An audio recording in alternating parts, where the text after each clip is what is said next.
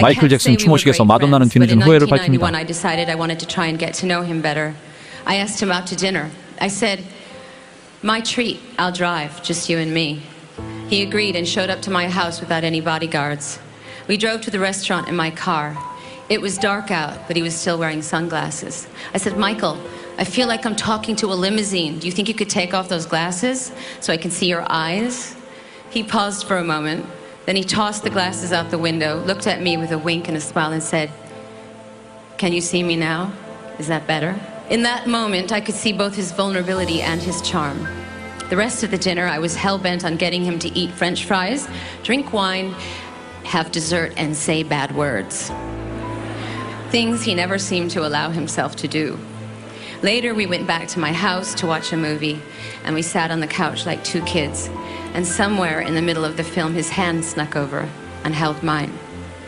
It felt like he was looking for a friend more than a romance, and I was happy to oblige him. And in that moment, he didn't feel like a superstar. He felt like a human being.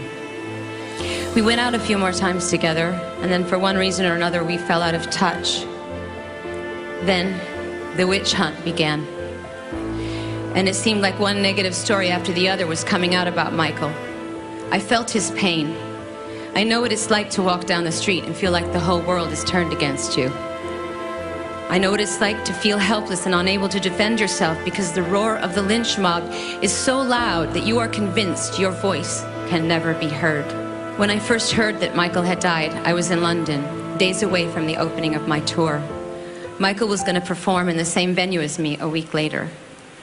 All I could think about in that moment was, I had abandoned him, that we had abandoned him, that we had allowed this magnificent creature that once set the world on fire to somehow slip through the cracks.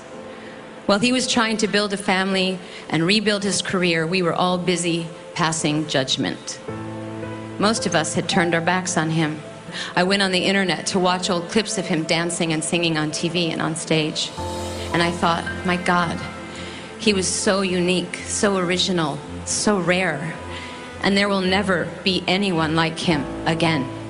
He was a king. But he was also a human being.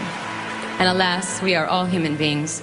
And sometimes we have to lose things before we can truly appreciate them. Yes, Michael Jackson was a human being, but damn it, he was a king. Long live the king. 팝의 황제에게 바치는 팝의 여왕이 혼사였습니다.